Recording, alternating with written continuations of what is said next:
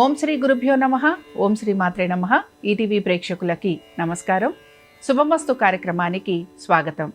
శుభమస్తు కార్యక్రమంలోని గ్రహఫలం అంశంలో ద్వాదశ రాశుల వారి శుభాశుభ ఫలితాలు, ద్వాదశ రాశుల వారు ఎటువంటి పరిహారాలను పాటించాలి, అలాగే ఈరోజు స్కంద పంచమి ప్రత్యేకత ఏమిటి, విశిష్టత ఏమిటి, పాటించాల్సిన నియమాలు ఏమిటి అనే విషయాన్ని శ్రీరస్తు అనే అంశంలో తెలుసుకుందాం.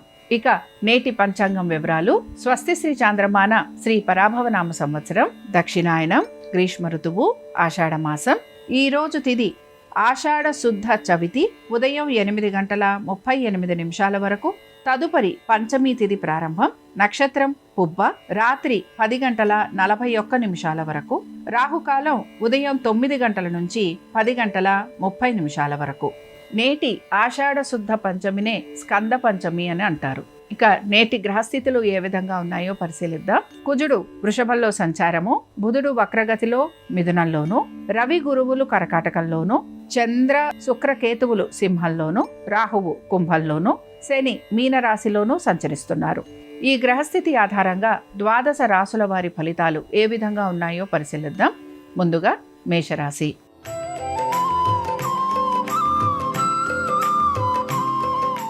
మేషరాశి వారి ఫలితాలను గనక పరిశీలించినట్లయితే బంగారం, వెండి వ్యాపారస్తులకి అనుకూలత అనేది గోచరిస్తోంది. దీంతో పాటు ప్రతి దానిలోనూ కూడా మీరు 1-2 సార్లు ఆలోచించి నిర్ణయాలు తీసుకోవడానికి ప్రయత్నం అనేది చేస్తూ ఉంటారు. కళాకారులకి, ఆధ్యాత్మిక రంగాలలో ఉన్న వారికి పురోగతి అనేది సూచిస్తోంది. ఇమోషన్స్ వలన ఎక్కువగా ఇబ్బందికి గురవుతూ ఉంటారు. మీ ఆరోగ్యం పట్ల కూడా జాగ్రత్త వహించాల్సిన పరిస్థితులు మీకు గోచరిస్తూ ఉంటాయి. సాధారణంగా మొక్కుబడులు లాంటివి ఉంటే వాటిని తీర్చేందుకు ఎక్కువగా మీరు ప్రయత్నించాల్సిన పరిస్థితులు కూడా మీకు గోచరిస్తూ ఉంటాయి. మేషరాశికి చెందిన వారు ఈరోజు వెంకటేశ్వర స్వామివారి అష్టోత్తరం చదవటం, వినటం, స్వామివారి దర్శనం మీకు శుభ ఫలితాలను కలిగిస్తుంది. అనుకూలించే దిక్కు వాయువ్యం, కలిసొచ్చే రంగు పసుపు, అదృష్ట సంఖ్య 7.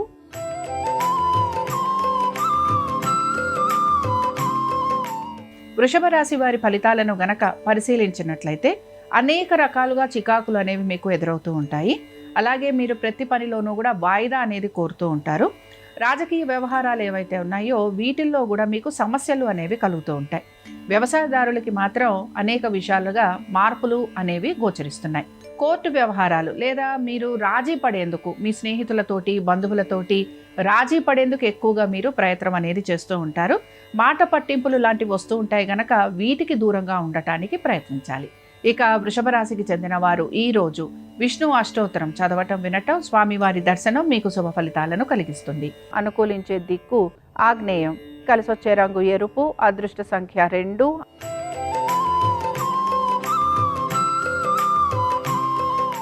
మిథున రాశి వారి ఫలితాలను గనక పరిశీలించినట్లయితే కాంట్రాక్టు పనులు చేస్తున్న వారు లాభం గురించి ఎక్కువగా ఆలోచన చేసే అవకాశాలు అయితే గోచరిస్తున్నాయి. ఫైనాన్స్ రంగాలలో ఉన్న వారికి కూడా నూతన అవకాశాలు అనేవి కనపడుతూ ఉంటాయి. ఆర్థికపరమైన విషయాలలో ఇబ్బంది అనేది మీకు గోచరిస్తున్నా వాటిని అధిగమించడానికి మీరు ప్రయత్నాలు కూడా చేస్తూ ఉంటారు. ఇంటికి సంబంధించి నిర్మాణ పనులు లాంటివి చేసే అవకాశాలు లేదా రిపేరింగ్ వర్కులు లాంటివి ఉండటం, ఇవి ఉండే అవకాశాలు ఎక్కువగా ఉంటాయి. నూతన వస్తువులు కొనుక్కోవడానికి ఎక్కువగా ఉత్సాహాన్ని కనబరుస్తూ ఉంటారు. దీంతో పాటు కొత్త ఉద్యోగ వ్యాపారాల గురించి ఆలోచన చేసే అవకాశాలు కనపడుతున్నాయి. అయితే ఆర్థికపరమైన విషయాల్లో ఒత్తిడికి గురి కావటం అనేది గోచరిస్తోంది. ఇక మిథున రాశికి చెందిన వారు ఈరోజు అనంత పద్మనాభ స్వామి వారిని దర్శించుకోవటం, స్వామివారి అష్టోత్తరం చదవటం, వినటం మీకు శుభ ఫలితాలను కలిగిస్తుంది. అనుకూలించే దిక్కు ఉత్తరం, కలిసొచ్చే రంగు నీలము, అదృష్ట సంఖ్య 8.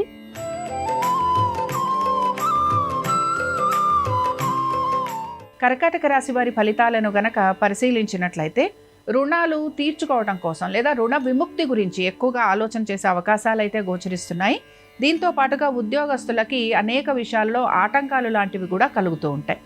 అయితే ఈ ఆటంకాలన్నిటినీ కూడా అధిగమించడానికి ఎక్కువగా ప్రయత్నం అయితే చేస్తూ ఉంటారు.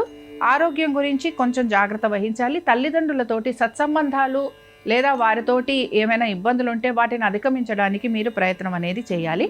రైతులకి మాత్రం శ్రమ అధికంగా ఉండే అవకాశాలు అయితే గోచరిస్తున్నాయి. సినీ కళా రంగాల్లో ఉన్న వారికి ఆదరణ పెరిగే అవకాశాలు ఎక్కువగా ఉంటాయి.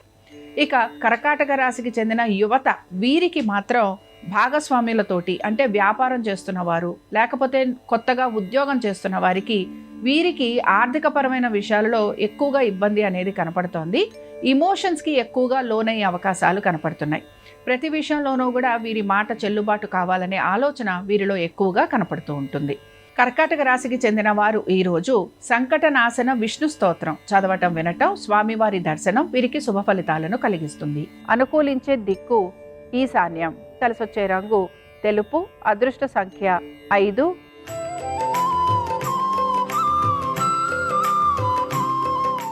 సింహరాశి వారి ఫలితాలను గనక పరిశీలించినట్లయితే సింహరాశి వారు ఆర్థికపరమైన విషయాల గురించి ఆలోచన అనేది చేస్తూ ఉంటారు. దీంతో పాటుగా అనుకున్న పనులన్నీ సమయానుకూలంగా పూర్తి చేయాలనే ప్రయత్నం కూడా వీరిలో కనపడుతూ ఉంటుంది. బంధుమిత్రుల్ని కలవటము, వారితోటి సమయం గడిపేందుకు ఎక్కువగా అవకాశాలు అనేవి కనపడుతూ ఉంటాయి. ఖర్చులు అధికంగా ఉండటం వలన ఆర్థికపరమైన ఇబ్బందులు అనేవి కూడా మీకు గోచరిస్తూ ఉంటాయి. ఇక సింహరాశికి చెందిన యువత వీరు మాత్రం వీరి ఆలోచనకి తగిన విధంగా వీరి నడత లేకపోవటం లేదా వీరి వ్యవహారం లేకపోవటం ఇబ్బందికరంగా కనపడుతూ ఉంటుంది. దీంతో పాటు విద్యార్థులు ఎవరైతే ఉన్నారో ఎక్కువగా శ్రమకి గురవ్వటం లేకపోతే ఎక్కువగా సమయాన్ని వృధా చేయటం ఇలాంటివి మీకు కనపడుతూ ఉంటాయి. ఇక సింహరాశికి చెందిన వారు ఈరోజు విష్ణు హృదయ స్తోత్రం చదవటం వినటం, స్వామివారి దర్శనం మీకు శుభ ఫలితాలను కలిగిస్తుంది. అనుకూలించే దిక్కు తూర్పు, కలిసొచ్చే రంగు ఆకుపచ్చ, అదృష్ట సంఖ్య 5.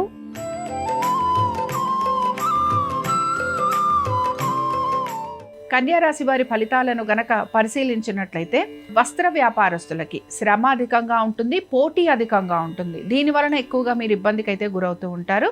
మీ జీవిత భాగస్వామితోటి కూడా మాట పట్టింపులు లాంటివి వచ్చే అవకాశాలు ఎక్కువగా ఉంటాయి. ఆర్థిక స్థిరత్వం కోసం ఎక్కువగా మీరు ప్రయత్నం అనేది చేస్తూ ఉంటారు.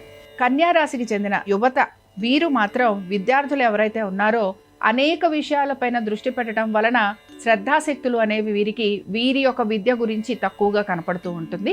దీంతో పాటు నూతన ఉద్యోగ ప్రయత్నాలు చేస్తున్న వారికి మాత్రం సానుకూలమైన మార్పులు చేర్పులు కనపడుతున్నాయి. ఇక కన్యా రాశికి చెందిన వారు ఈరోజు నారాయణ స్తోత్రం చదవటం వినటం, స్వామివారి దర్శనం వీరికి శుభ ఫలితాలను కలిగిస్తుంది. అనుకూలించే దిక్కు దక్షిణం, కలిసొచ్చే రంగు ఎరుపు, అదృష్ట సంఖ్య 9.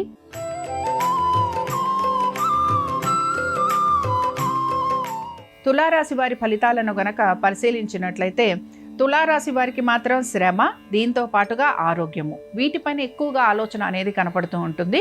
అలాగే విద్యార్థులకి ఆశించిన ఫలితాలు లభించకపోవటం నిరాశను కూడా కలిగిస్తూ ఉంటుంది. ఎక్కువ శాతం మనసుని ప్రశాంతంగా ఉంచుకోవడానికి ప్రయత్నించాలి. ఆర్థికపరమైన విషయాల్లో ఒత్తిడికి గురి కావటం అనేది గోచరిస్తోంది. దీంతో పాటు మాట పట్టింపులు, విరోధము ఇవి పెరిగేందుకు అవకాశం ఎక్కువగా ఉంటుంది. తులారాశికి చెందిన యువత వీరు మాత్రం మీ శక్తికి మించిన పనులు చేయాలని ఎక్కువగా ఆలోచిస్తూ ఉంటారు. దీంతో పాటుగా ప్రభుత్వ ఉద్యోగం గురించి లేదా ప్రభుత్వ ఉద్యోగావకాశాల గురించి ప్రయత్నం అనేది కొనసాగుతూ ఉంటుంది లేదా వాటి గురించి ఆలోచించే అవకాశాలు గోచరిస్తున్నాయి. తులారాశికి చెందిన వారు ఈరోజు విష్ణు కవచ స్తోత్రం చదవటం వినటం, స్వామివారి దర్శనం వీరికి శుభ ఫలితాలను కలిగిస్తుంది. అనుకూలించే దిక్కు ఈశాన్యం, కలిసొచ్చే రంగు పసుపు, అదృష్ట సంఖ్య 2.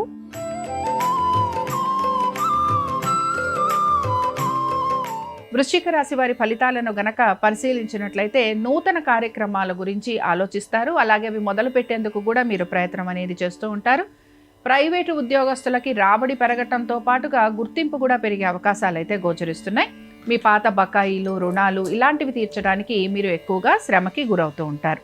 ఇక వృశ్చిక రాశికి చెందిన యువత వీరు మాత్రం ఏ పని మొదలుపెట్టినా కూడా అనేక అనుమానాలతోటి మొదలు పెడుతూ ఉంటారు. కాబట్టి అనుమానాలను అధిగమించడానికి ప్రయత్నించాలి. దీంతో పాటుగా మీ కుటుంబ సభ్యుల ఒక సలహాలు, సూచనలు తీసుకోవాలి. సొంత నిర్ణయాలు తీసుకోకుండా ఉండేందుకు ప్రయత్నించాలి. వృశ్చిక రాశికి చెందిన వారు ఈరోజు దామోదరాష్టకం చదవటం వినటం, స్వామివారి దర్శనం వీరికి శుభ ఫలితాలను కలిగిస్తుంది. అనుకూలించే దిక్కు తూర్పు, కలిసొచ్చే రంగు పసుపు, అదృష్ట సంఖ్య 6.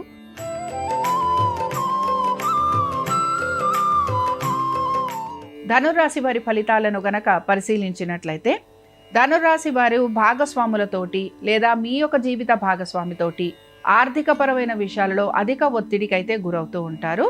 ఇక దీంతో పాటుగా మీ సంతానము వారి అభివృద్ధి గురించి కూడా ఆలోచన చేసే అవకాశాలు అయితే గోచరిస్తున్నాయి. తల్లిదండ్రుల ఆరోగ్యం గురించి ప్రత్యేక శ్రద్ధాశక్తుల్ని కనబరచాలి. మీ ఆరోగ్యం పట్ల కూడా జాగ్రత్త వహించాల్సిన పరిస్థితులు మీకు గోచరిస్తూ ఉంటాయి. సాధారణంగా మొక్కుబడులు లాంటివి ఉంటే వాటిని తీర్చేందుకు ఎక్కువగా మీరు ప్రయత్నించాల్సిన పరిస్థితులు కూడా మీకు గోచరిస్తూ ఉంటాయి. ఇక ధనుర్రాశికి చెందిన యువత వీరు మాత్రం కళాకారులు కానీ లేకపోతే ఆధ్యాత్మిక రంగాల్లో ఉన్నవారు కానీ దీంతో పాటుగా అనేక వృత్తులలో ఉన్నవారు వీరు మార్పుల గురించి ప్రయత్నం అనేది చేస్తూ ఉంటారు. మార్పుల గురించి ప్రయత్నంలో భాగంగా ఇంటర్వ్యూలకి వాటికి వెళ్ళటం, దానికి సంబంధించి విపరీతమైన ఆలోచన చేయటం ఇవి మీలో ఎక్కువగా గోచరిస్తూ ఉంటాయి. ధనుర్రాశికి చెందిన వారు ఈరోజు కృష్ణుడి అష్టోత్తరం చదవటం వినటం, స్వామివారి దర్శనం మీకు శుభ ఫలితాలను కలిగిస్తుంది. అనుకూలించే దిక్కు ఈశాన్యం. కలిసొచ్చే రంగు నలుపు. అదృష్ట సంఖ్య 7.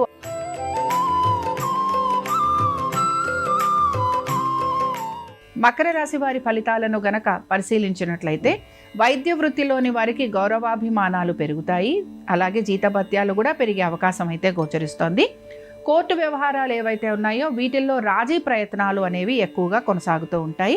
అలాగే కొత్త వస్తువులు కొనుక్కోవటం కానీ లేదా స్థలాలు లాంటివి కొనుక్కోవడానికి ఆసక్తిని కనబరుస్తూ ఉంటారు.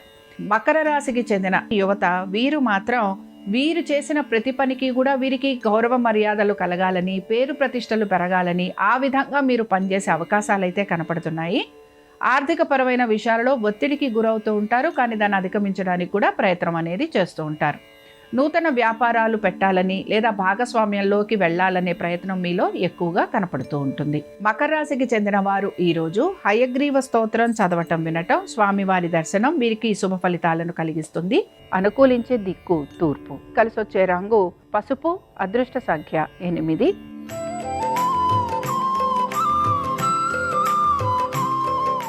కుంభరాశి వారి ఫలితాలను గనక పరిశీలించినట్లయితే కుటుంబ సమస్యలు అనేవి అధిక శాతం గోచరిస్తున్నాయి.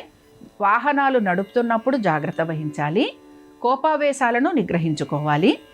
ఇతరులతోటి మనస్పర్ధలు కలిగే అవకాశాలు అధిక శాతం గోచరిస్తున్నాయి. భాగస్వామ్యంలో ఉన్నవారు జీవిత భాగస్వామితోటి కూడా మీకు మాట పట్టింపులు రావటము, ఆర్థికపరమైన విషయాల్లో ఒత్తిడికి గురి కావటం అనేది గోచరిస్తోంది. ఇక కుంభరాశికి చెందిన యువత వీరు మాత్రం ఆర్థికపరమైన విషయాలలో నూతన రుణాలు తీసుకోవటం, దీంతో పాటుగా స్నేహితులతోటి బంధువులతోటి మాట పట్టింపులు రావటం ఇలాంటివి మీకు ఎక్కువగా కనపడుతూ ఉంటాయి. అలాగే ఇమోషన్స్కి ఎక్కువగా మీరు విలువ ఇవ్వటం వలన మీ యొక్క ప్రేమ వ్యవహారాలు కూడా మీకు ఇబ్బందికరంగా గోచరిస్తూ ఉంటాయి. ప్రతి విషయంలోనూ కూడా ఆచితూచి నిర్ణయాలు తీసుకోవాల్సిన పరిస్థితులు మీకు గోచరిస్తూ ఉంటాయి. ఇక కుంభరాశికి చెందిన వారు ఈరోజు విష్ణు అష్టోత్తరం చదవటం వినటం, స్వామివారి దర్శనం మీకు శుభ ఫలితాలను కలిగిస్తుంది. అనుకూలించే దిక్కు ఉత్తరం. కలిసొచ్చే రంగు ఆకుపచ్చ. అదృష్ట సంఖ్య 6.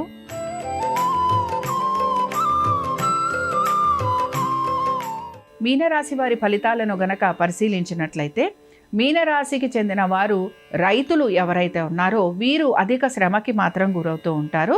అన్ని వ్యవహారాలు కూడా నిదానంగా పూర్తయ్యే అవకాశాలు ఎక్కువగా ఉంటాయి. భావోద్వేగాలు అధికంగా ఉండటం వలన ప్రతి విషయంలోనూ కూడా మీరు ఇబ్బందికి గురి కావటం అనేది గోచరిస్తోంది. ఇక వీటన్నిటితో పాటు సంతానము, వారి అభివృద్ధి గురించి చింతించటం కానీ తగిన విధంగా నిర్ణయాలు తీసుకోవటం కానీ మీలో కనపడుతూ ఉంటుంది.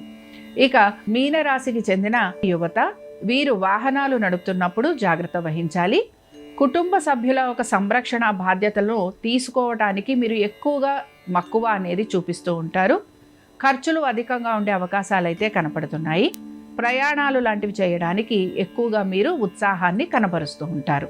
ఇక మీనరాశికి చెందిన వారు ఈరోజు హయగ్రీవ కవచం చదవటం వినటం, స్వామివారి దర్శనం మీకు శుభ ఫలితాలను కలిగిస్తుంది. అనుకూలించే దిక్కు ఈశాన్యం. కలిసొచ్చే రంగు తెలుపు. అదృష్ట సంఖ్య 9. ఇవి ద్వాదశ రాశుల వారి ఫలితాలు. శనివారం సందర్భంగా వెంకటేశ్వర స్వామి వారి అనుగ్రహం ద్వాదశ రాశుల వారి మీద ఉండాలని ఆశిస్తూ స్వస్తి. శ్రీరస్తు శుభమస్తు. ఈరోజు ఆషాఢ శుక్ల పంచమి, దీన్ని స్కంద పంచమి అనే పేరుతో పిలుస్తారు. సుబ్రహ్మణ్యేశ్వర స్వామిని పూజించడం ద్వారా కాలసర్పదోషాలు, కుజదోషాలు తొలగింపజేసుకొని సమస్త శుభ ఫలితాలను సిద్ధింపజేసుకోవచ్చు. ఈరోజు దగ్గరలో ఉన్న సుబ్రహ్మణ్య స్వామి ఆలయానికి వెళ్ళి సుబ్రహ్మణ్య స్వామికి ఆవు పాలతో కానీ పంచామృతాలతో కానీ అభిషేకం చేయించుకోవటం, సుబ్రహ్మణ్య ఆలయంలో ఓం స్కందాయ నమః అనే మంత్రాన్ని జపిస్తూ ప్రదక్షిణలు చేయటం ద్వారా శత్రుబాధలన్నీ తొలగింపజేసుకోవచ్చు. గృహంలో సుబ్రహ్మణ్యేశ్వర స్వామి 6 ముఖాలతో ఉన్నటువంటి చిత్రపటాన్ని ఏర్పాటు చేసి ఆ చిత్రపటం దగ్గర దీపాన్ని వెలిగించి ఎర్రటి మందార పూలతో సుబ్రహ్మణ్యేశ్వర స్వామిని పూజించటం, వడపప్పు, పానకము, దానిమ్మ పండు గింజలు సుబ్రహ్మణ్యుడికి నైవేద్యంగా సమర్పించడం ద్వారా శత్రుబాధలన్నీ తొలగింపజేసుకొని సుబ్రహ్మణ్య స్వామి సంపూర్ణమైన అనుగ్రహానికి సులభంగా పాత్రలు కావచ్చు. జాతక దోషాలు, శత్రుబాధలు అన్నిటి నుంచి బయటపడటానికి ఈరోజు సుబ్రహ్మణ్య కరావలంబ స్తోత్రాన్ని పఠించటం లేదా శ్రవణం చేయటం విశేషమైన శుభ ఫలితాలను కలిగింపజేస్తుంది.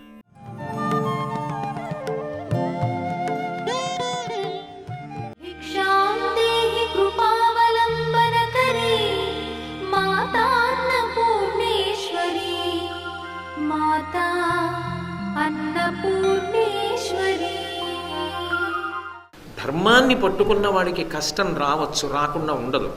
కానీ ధర్మాన్ని వదిలిపెట్టకూడదు. వదిలిపెట్టకుండా ఉండాలి అంటే ధర్మాన్ని పట్టుకున్న మహాత్ముల జీవితాల్లో వచ్చిన ఒరిపిడిని పరిశీలించాలి. అందుకు ప్రవచనం వినడం, అందుకు కావ్యాన్ని పురాణాన్ని చదువుకోవడం.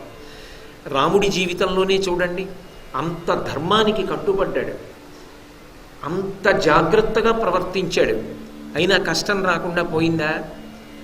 అందుకే తల్లి కౌసల్యామాత రాముడు అరణ్యవాసానికి బయలుదేరుతున్నప్పుడు ఒక అద్భుతమైన మాట చెప్పింది. యం పాలయసి ధర్మం త్వం ధృత్యాచ నియమేన చ సవై రాఘవశార్దూల ధర్మస్వాం అభిరక్షతు. రామ, ఇంతకాలం ధర్మాన్ని పట్టుకున్నావు, చాలా తేలిక పట్టుకోవడం నీకు. హాయిగా అంతఃపురంలో ఉన్నావు, సీతమ్మని పెళ్లి చేసుకున్నావు, అంతఃపురంలో నాన్నగారి దగ్గర ఉన్నావు, యవరాజ్య పట్టాభిషేకం జరుగుతుంది అనుకున్నావు, అంతవరకు బాగానే ఉంది. కానీ కష్టం ఇప్పుడు మొదలైంది. అరణ్యవాసానికి బయలుదేరుతున్నావు. 14 సంవత్సరములు అరణ్యవాసం చెయ్యాలి.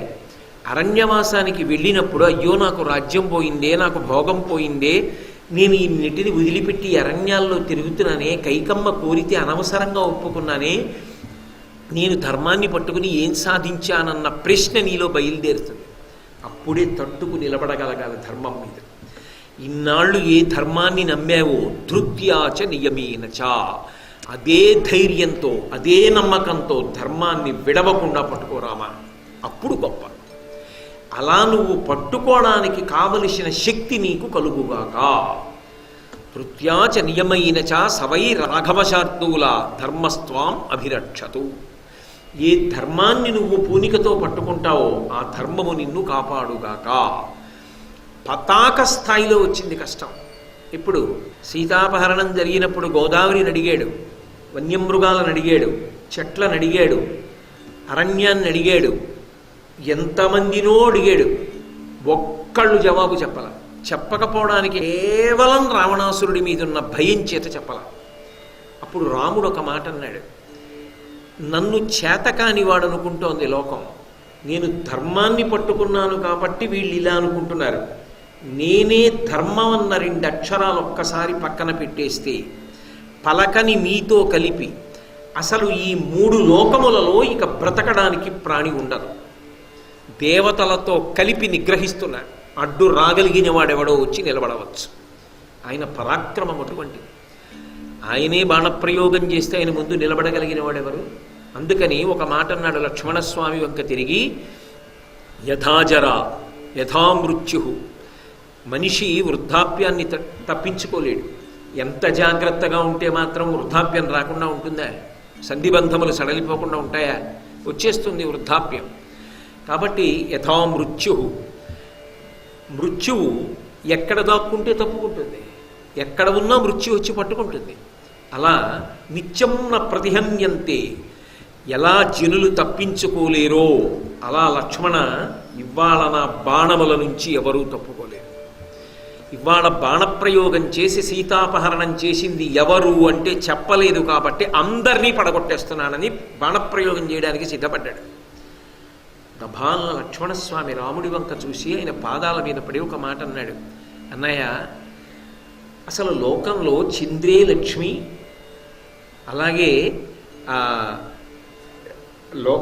చంద్రుడు అంటే వెన్నెల, అలాగే ప్రభా సూర్యుడు అంటే కాంతి, తైచానుత్తమం యశాహ, నువ్వు రాముడు అన్న మాటకు అర్థం ఉత్తమమైనటువంటి కీర్తి కలిగినవాడు, ఎన్నడూ ధర్మ మార్గాన్ని విడిచిపెట్టనివాడు. ఎవడో ఒక్క దుర్మార్గుడన్నయ్య, లోకమంతా నీ జోలికి రాలేదు, ఒకే ఒక్క దుర్మార్గుడు నీ భార్యని అపహరించగలిగినంత దుస్సాహసం చేశాడు. అన్నయ్య ఓర్పు పట్టు, ఆ దుర్మార్గుడెవరో వెతికి పట్టుకుందాం, నీ బాణముల పరంపర నుంచి తప్పుకోగలరా? ఓర్పు పట్టన్నయ్య. లేనినాడు అయోగ్యుడైన రాముడికి ఇన్ని అస్త్రములను ఇచ్చారు వశిష్ఠ విశ్వామిత్రులు. తన స్వార్థం కోసం లోకాలని పడగొట్టాడు అని అంటే పాఠం చెప్పిన గురువు గారికి అపకీర్తనయ్య అన్నాడు. వెంటనే రాముడు, నువ్వు చెప్పింది సత్యం రా తమ్ముడా, నేను ఈ లోకములను బాధించను, పద సీతమ్మను అన్వేషిద్దాం అన్నాడు.